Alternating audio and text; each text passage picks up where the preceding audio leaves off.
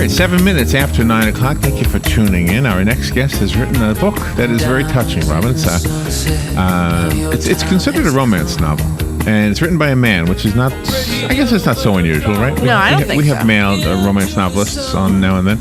Donald Jordan is who we're talking about. He is the recipient of the Georgia Department of Natural Resources prestigious Forest Stewardship Award. He's the founder and owner of a real estate investment firm, and he happens to be a very talented man in a few other ways, too. It says here in my notes he's an artist, and I know for a fact he's a great author because we've read his book. The book is called Happy Lightning. It is described as a romance novel, reflecting on the meaning of life and each person's legacy. It's a deep-thinking romance novel, if I may say so. Donald Jordan. Good morning, Donald. Good morning. Thank you for having me. You're in Georgia, is that right? Yes, I'm in Georgia. Where in Georgia? Well, we're in Columbus, about 100 miles south of Atlanta, the home of Fort Benning, the infantry school for the Army. Oh, okay. So you're really not that far from us. No, not at all. I'm just a state. Just one state, yeah. And we're kind of north in the state of Florida, so we're probably not that far away. Well, thank you for being on the air with us. Is this something new for you, writing novels? No, as a matter of fact, it's not. I began writing when I was just 14 years old. Oh. This is one of the few that has been published, and hopefully there will be others in the near future. Oh, wow. Do you have favorites, and is this one of them? This is one of them because it touches a subject that has interested me for quite a while. The protagonist in Happy Lightning is struggling between the conflict of trying to make a living and facing the economic necessities and pursuing a passion to do more creative and contributing things, and I think a lot of us face that challenge. Is that something that happened to you too? And I think I know the answer because I do have notes, but I might have misunderstood them. No, that's the challenge that I faced. I felt the desire to write when I was quite young, and when I was 16 years old, my father became ill with colon cancer, and I really became the breadwinner for a family of four. So my dreams and ambitions to be a creative writer were somewhat thwarted by the obligation and expediency of supporting a family and starting a business. Wow. I'm just loving this conversation already. I mean, you sound so whole and so like such a good person, and I'm sure you're very humble about hearing that. So I want to be fair to the book, but can I ask you a little bit about that, what you just told us? Sure, of course. What did you do to earn money for the family? What kind of work did you do? Well, we started off doing fence construction, chain link fences. That's along the fences you see along the highways, right, that sort of thing, commercial properties. And then I moved into remodeling and renovations of various buildings like post offices and government hangars and that sort of thing. And eventually taught myself to read plans and start a small construction company, which grew into a fairly good size. I had about, over 100 people working for me by age 21 or so. All the time, of course, I was trying to write at night and on weekends. Very little quality time was left to do anything else. So, really? So while other guys may have been using their off time to play golf or do anything, and I'm not cutting anything down, I'm just saying that you, in your time, you were writing. That's exactly right, and it was quite a challenge. It would take me years to do a book, which normally would be done in a year or so, but it was very challenging. I eventually began a real estate investment company, which became rather successful, and that freed me up from that kind of obligation. But once you get into that kind of work mode, it's pretty difficult to turn away from that and spend all your time with your creative ambition. So it's been a fairly difficult transition, but I hope Happy Lightning proves that it has been worthwhile. And I have a website, it's donaldjordan.net. It shows you there another book that's out that I think is pretty good. It's sold about 2,000 copies. Your persistence and determination is to be admired, because how many people would not have taken it upon themselves and they would just go to the government for help and say, okay, I'm done, put me on welfare and food stamps, and I'll be set for life. You really are an inspiration, sir. Well, thank you so much. So my notes say that you're also an artist. Is the cover artwork done by you? Yes, that's one of my paintings. Uh-huh. As is the painting. The other book is called The Creation, a Letter, and the cover on that is also one of my paintings. I hope that all of my books, as we move along through the years, will be covered by one or the other of my paintings. I've been painting not nearly as long as I've been writing, but a couple of decades, actually. You know, I like the way you speak, if you don't mind me saying so. And now I need to reread the book and read it with your voice. Now that I know what your voice yeah. is. Yeah, because I hope you'll read it and tell others to read it. you know what I as well. hope. You know what I could see? I could see you doing an audiobook. Maybe you already have, where you are the voice. And let me stop there and ask: is that something that's happened or will happen soon?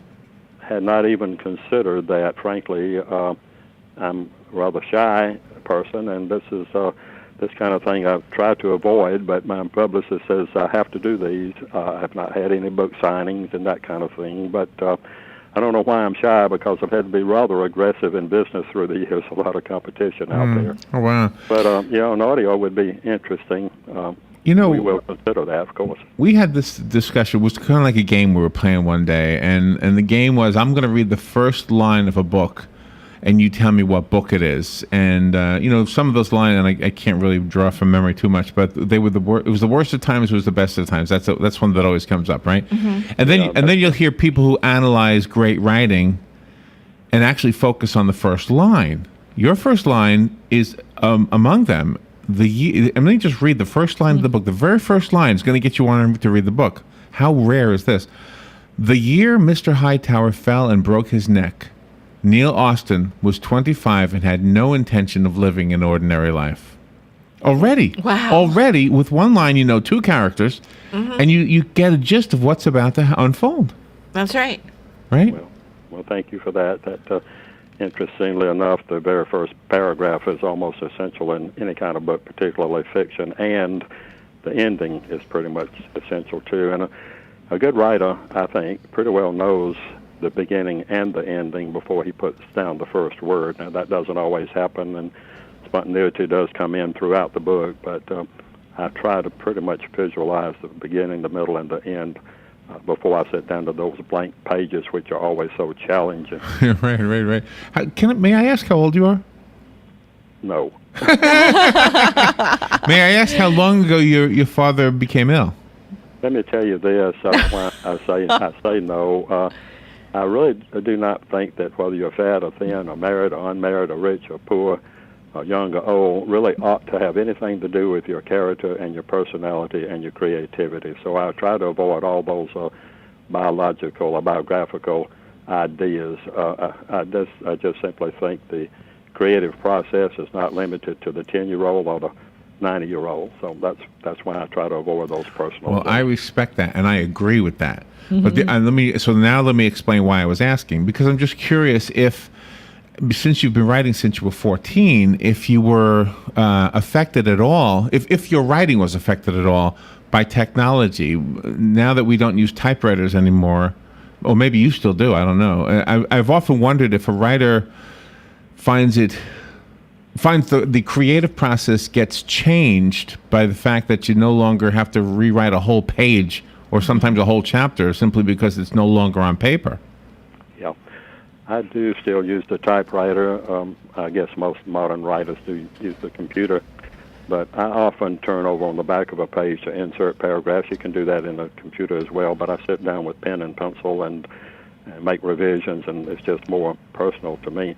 And if you'll allow me, I'll make a comment on the e-book and the Kindles. I don't know, maybe a personal sense, but I feel that when a person holds a book in his or her hands, he's really closer to the author, to the spirit of the book, than he or she is when they're reading a cold text on Kindle. So I'm all for the printed book, even though I'm probably already obsolete and will become more so. You talk about legacy in your book. You illustrate that point very well throughout the story. Sometimes people go through life and they feel they don't have anything to leave to their offspring or to future generations. Yeah, and I think particularly as we get along in maturity, we do face a challenge or a dilemma in wondering what we will be remembered by, what kind of legacy we leave, and I think quite a number of people hope to leave a legacy. You wonder what that should be. Should it be a great creative piece of literature, or your name on the front of a building or a highway, or really should it be something more lasting, something that will be of benefit to others who follow you? And so the legacy I hope to leave, frankly, is one that will be healing and teaching those who come after me, and not so much money or popularity. Yeah. Do you feel like the passions that are within all of us are nature's way or God's way of telling us what we're supposed to be doing with our lives? Yeah, I really do. I think that there's a rare person who is not somewhat discomforted by what he has to do, the reality of life, versus a passion and a need to express him or herself more creatively. Right. I think a lot of us face that dilemma, and I would have some advice for those who perhaps are like me, who had a family to support, but a vision for grander and nobler things, and that is to have faith in yourself and your work, right. Not give up, never ever quit, and try to find a balance between everyday life, which is essential, at the same time doing your work, whatever it is, and not losing vision of the happy moments that come to all of us. You know what happy moments is? Would you like for me to explain that? Oh, if you have a definition, yeah, I thought I knew. I thought I did know, but go ahead. They happen. Well, thank you for allowing me this time. If you read the book, you'll get a better sense of this, and I hope all of your listeners will go straight to the bookstore. But in any event, happy moments occur to all of us. It's those totally unexpected surges of pure joy, happiness, or an uplift that come to us in a flash, like you hear a song or glimpse something or even smell something, and just suddenly, totally unexpected, you feel this unexplained surge of joy, and that's a happy moment, which we all have, but perhaps do not very often identify. And we have to really train ourselves to look for those, not only they're unexpected, but we need to be aware when they happen that they are a gift of life. The one thing I wanted to ask you about is the one theme that seems to be part of what we're talking about is the fact that you have a desire, you have a passion, and not just you personally, but anybody, and it has to be either put on hold for a while or put on hold part of the day because you can't write and be building fences at the same time, obviously. Okay. Yes, sir. But and providing for a family, having a dad who's got cancer, the hardships you went through. If you were born with a golden spoon in your mouth, if you were Prince William or something, and I'm not picking on Prince William, but in other words, you don't have any money worries at all, would you really have enough life experiences to write a good story? I'm not saying that Prince William can't write a good story. I'm wondering this. I think sometimes that the passion that you were born with needed those life experiences in order for us to benefit from them, even though it was your sacrifice, I guess, so that we could have some good literature.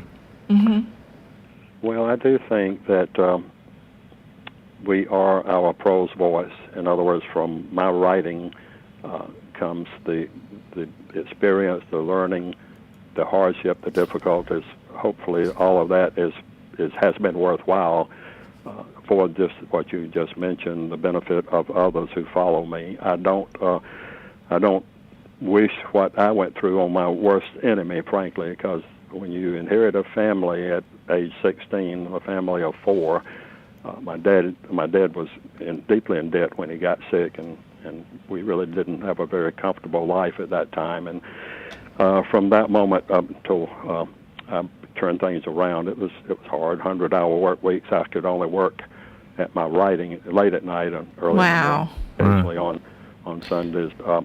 And I did a lot of books. One of the ones I did that I hope will survive me or will come out in the future is a book called A Child of Our Times, and this young man was facing the dilemma between spiritual commitments and and the reality of the hardships of the world. So, yeah, to answer your question in a roundabout way, I do believe that I am a product of my past, and I pray and hope that my writings will take advantage of that in a way that others will benefit from it. Did anybody in your family give you encouragement for your writing since you were young and you started up this passion? Because sometimes parents forget things like that and they don't give accolades when they should.